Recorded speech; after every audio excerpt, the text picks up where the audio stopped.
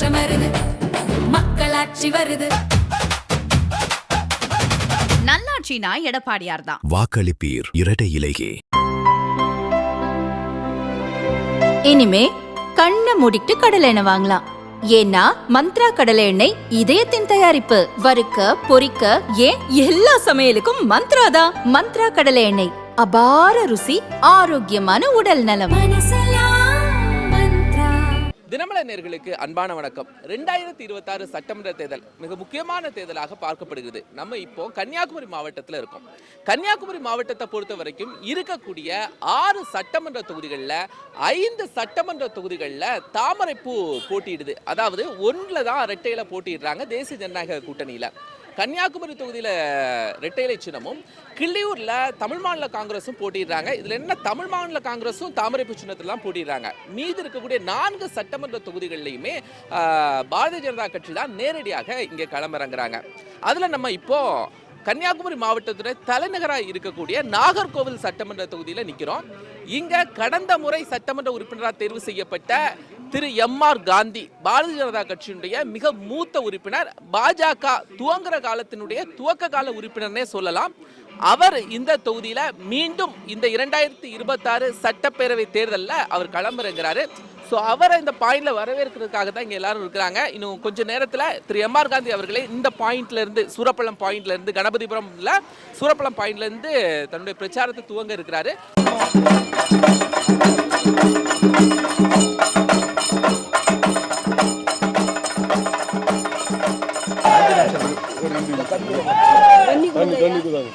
நிக்கிறதுக்கு வாய்ப்பா இருக்கணும். நாகர்கோவில்ல தொடர்ந்து 2வது முறையா நீங்க போட்டிட்டீங்க, கடந்த முறை வெற்றி பெற்றிருந்தீங்க. ஃபர்ஸ்ட் அரசியல்ல ஒரு சிம்பிளிசிட்டியை நீங்க யார்கிட்ட இருந்து கத்துக்கிட்டீங்க? இந்த கேள்வி சிரமமான கேள்வி போட்டிருக்காரா. வாஜ்பாய் காலத்துல இது வாஜ்பாய் அவர்கள், முரளி மனோகர் ஜோஷி, இன்னும் பால்ராஜ் மதக், இப்படி போட்ட ஜனசங்கத்தினுடைய அந்த தலைவர்கள் மூலமாக ஆர்எஸ்எஸ் சார்ந்தவர்கள் மிக எளிமையாக பிறருக்கு சேவை செய்கின்ற மனப்பான்மையோடு இருக்கின்ற அந்த ஒரு பாரம்பரியத்திலிருந்து நான் பழகிக்கிட்டேன். கன்னியாகுமரி மாவட்டத்தை பொறுத்த வரைக்கும் 5 தொகுதியில தாமரை போட்டியிடுது. அதுக்கான காரணம் கன்னியாகுமரி பாரதிய ஜனதா கட்சியினுடைய ஒரு வலுவான இடம், ஒரு வளர்ந்த இடம். அதனால நாம் 5 இடங்களிலும் வெற்றி பெறும் என்ற நம்பிக்கையோடு தான் வாங்கியிருக்கோம். பாஜக இந்த மாவட்டத்தில் மட்டும் இவ்வளவு வளர்ச்சி அடைகிறதுக்கான காரணம் என்ன?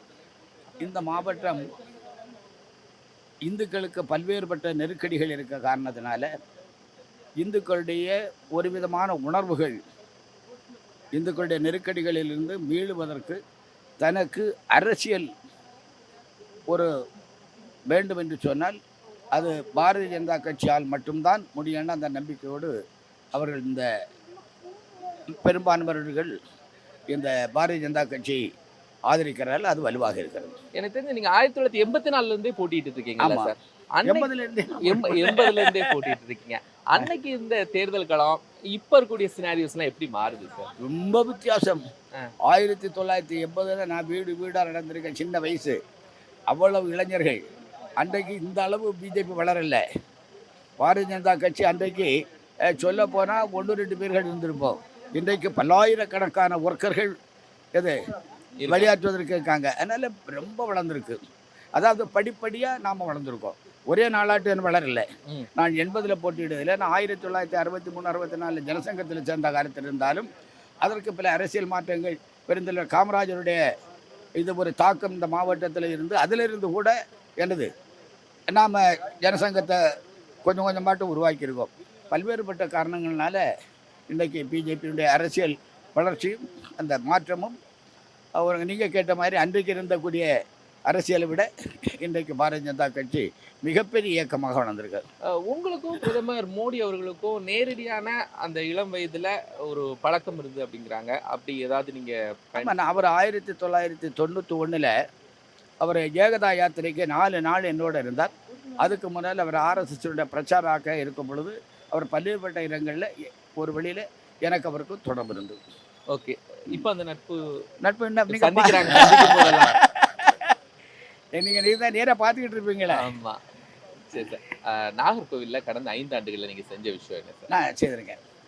நான் முதல்ல இந்த மாவட்டத்தினுடைய இளைஞர்களுக்காக ஐடி பார்க் போகணும் எண்ணி நான் சட்டமன்றத்தில் கேட்டிருக்கேன். அது இன்றைக்கி 30 கோடி ரூபாய்க்கு ஒதுக்கீடு செய்து கடைசி கட்டத்தில் அடிகள் நாட்டியிருக்காங்க. என்னுடைய ஆசை குறைந்தது 100 கோடி ரூபாய்க்கு மிகப்பெரிய, ஏன்னா இந்த மாவட்டத்தில் வேறு எந்த தொழிலும் வராது, பெரிய தொழில் வர முடியாது. இது சின்ன மாவட்டம், மக்கள் தொகை அதிகமான மாவட்டம். இது போன்ற கட்டடங்கள், உயர்ந்த கட்டடங்களில் உள்ள அமைதியான இடத்துல தான் இந்த தொழில் வந்தால்தான் வேலைவாய்ப்பு கிடைக்கும். எங்களது மக்கள் அதிகமாக வெளி மாவட்டங்கள், வெளி மாநிலங்கள், வெளிநாட்டில் போய் வேலை பார்க்காங்க. எங்களது குழந்தைகள் தாய் தந்தையரோடு வாழணும்னு ஆசைப்படு. ஆனதுனால என்ன சொல்லணும், இங்கே ஐடி பார்க் வந்தால் அவர்களுக்கு வேலை கிடைக்கனால அது ஒன்று வந்திருக்கு. அதே மாதிரி நான் சட்டமன்றத்தில் மெடிக்கல் கல்லூரியில் எங்களுக்கு 5 மாடி கட்டிடம் வேண்டும் என்று கேட்டிருக்கிறேன். அதற்கு ஒரு ஏற்பாடு நடைபெற்று கொண்டு முடிஞ்சிருக்குன்னு நினைக்கிறேன். அதே மாதிரி கேன்சர் சென்டர் வேணும்னு என்ன முதல் பேச்சிலே கேன்சர் சென்டர் இங்கே வேணும். இந்த மாவட்டத்தில் ஏறத்தாழ 15லிருந்து 20% மக்கள் கேன்சரால் பாதிக்கப்பட்டிருக்கிறான்னு சொன்னேன். அது ஒரு முறையில் அந்த கேன்சர் சென்டர் வந்திருக்கு. இன்னும் சொல்ல போனால் இந்த மாவட்டத்தினுடைய வளர்ச்சிக்காக நான் பள்ளிக்கூடங்களில் முதலீட்டு நம்ம கேரளா சமஸ்தானத்தோடு இருக்கக்கூடிய சமயத்தில் கட்டின ஓட்டு கட்டடங்கள் தான் இருக்குது. அவைகளையெல்லாம் மாற்றி புதிய கட்டடங்கள் வேணும்னு நான் சட்டமன்றத்தில் பேசியிருக்கேன். பல இடங்களில் கட்டியிருக்காங்க. அரசு முடியாத இடங்களில் எனது நிதியில் ஏறத்தாழ 8 அல்லது 10 பள்ளிக்கூடங்களுக்கு நான் புதிய கட்டிடங்கள் கட்டி கொடுத்தேன். வகுப்பறை கட்டிடங்கள். ஆமாம், வகுப்பறைகள் 10 பள்ளிக்கூடத்துக்கு இருக்கும்னு நினைக்கிறேன். நான் எனக்கு சரியான அக்கௌண்ட் இல்லை. அதே மாதிரி எனக்கு இந்த சின்ன பிள்ளைகள் இருக்கு இல்லையா, சின்ன பிள்ளைகள் அங்கன்வாடியில் படிக்கக்கூடிய பிள்ளைகள்லாம் அந்த படிக்கக்கூடிய இந்த சின்ன பிள்ளைகள் 2.5 வயசு 3 வயசு பிள்ளைகள்லாம் ஏதோ ஒரு தரையில் படுத்து ஏதோ ஒரு விதமான கழிவறைகளில் பயன்படுத்தி ஏதோ ஒரு உணவு தயாரித்து கொடுக்கறதுனால எனக்கு ஒரு பெரிய ஆசை இருந்து அந்த சின்ன பிள்ளைகளுக்கெல்லாம் புதிய அங்கன்வாடி கட்டுப்படி 7 கட்டி கொடுத்துருப்பேன். Okay okay. இவைகளெல்லாம் இந்த மக்களுடைய கல்விக்கும் இவர்களுக்குமாக. இப்போ என்ன உறுதிமொழி கொடுக்குறீங்க சார் இந்த அடுத்த 5 ஆண்டுகளில்? அடுத்த 5 ஆண்டுகளில் ஒன்று, இவைகள் எந்த சமயத்தில் எது தேவையோ அது ஒன்று நான் ஏற்கனவே சொல்லுங்க, அந்த குளங்கள் ஆறுகள் தூய்மைப்படுத்த வேண்டும். இனி நான் மருத்துவக் கல்லூரி மருத்துவமனையில் மெடிக்கல் காலேஜ் நான் சட்டமன்றத்தில் பேசியிருக்கேன். ஆனாலும் இனி அதற்கான முழுமுயற்சினா எங்களோட இணைந்து அரசு வரும். அப்பொழுது நாங்கள் நினைக்கின்றவைகளை எல்லாம் இந்த அரசு மருத்துவக் கல்லூரியில் ஒரு நர்சிங் கல்லூரி, செவிலியர் பயிற்சி. அதே போல் இந்த மாவட்டத்தில் எனக்கு நாகர்கோவில் மாநகரத்தில் குடிநீர் 15 நாள் 10 நாளைக்கு மேலே தான் கிடைக்கிது. நான் இயற்கையிலேயே கழிந்த முறை சட்டமன்ற ஆய்வுக்குழுவிடம் நான் கடிதம் கொடுத்துருக்கேன். எனக்கு இந்த மாவட்டம் அதிகமான கடல் பகுதியை சார்ந்தது, கடலோரத்தை சார்ந்தது. எனவே கடல் நீரை குடிநீராக்கி நாகர்கோவில் மாநகரத்திற்கு 24 மணி நேரமும் தினமும் குடிநீர் கொடுக்கப்பட வேணும்னு நான் ஆசைப்பட்டு அதை சொல்லி அதை நிச்சயமாட்டு இனி எங்களது அரசு வரக்கூடிய சமயத்தில் எங்களது அகில இந்திய அண்ணா திராவிட முன்னேற்ற கழகத்தில் நிச்சயமாக நான் செய்வாதை. நன்றி. வேறு இந்த மாவட்டத்துக்கு எவைகள் தேவைகளோ அவைகள் அந்தந்த காலத்தில் அப்பொழுது. ஆனால் மத்திய அரசாங்கத்திலிருந்து எந்த பணம் வேண்டும் என்று கேட்டாலும் என்னால் என்ன செய்ய முடியும், கொண்டு வர முடியும்.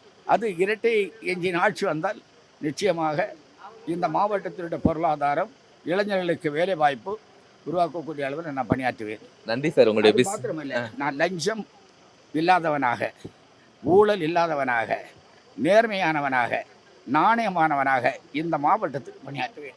நன்றி சார். பிஸியான எலெக்ஷன் ஷெட்யூல் எங்களுக்கான நேர்காணல் கொடுத்த தேங்க்யூ. கேட்டதுக்கு நன்றி. தேங்க்யூ. இவ்வளவு நேரம் நீங்களும் எனக்கு ஒதுக்கீடு செய்து நான் கிட்டத்தட்ட 1 மணிக்கு ஒரு நேரம் எங்களது வழித்தவர்கள் அந்த கேன்வாஸ் சீட்டோட வந்ததற்காண்டி எங்களது நன்றிகள். தேங்க்யூ. நிச்சயமாக எங்களது அன்பும் பாராட்டும் உங்களுக்கு உண்டு. தேங்க்யூ. அண்ணா திராவிட முன்னேற்ற கழகத்தினுடைய தலைவர் எடப்பாடி பழனிசாமி அவர்கள் முதலமைச்சரானால் உங்களது இந்த கோரிக்கை மருத்துவக் கல்லூரி மருத்துவமனையில் ஒரு BSc நர்சிங் கல்லூரியை கொண்டு வருவதற்கு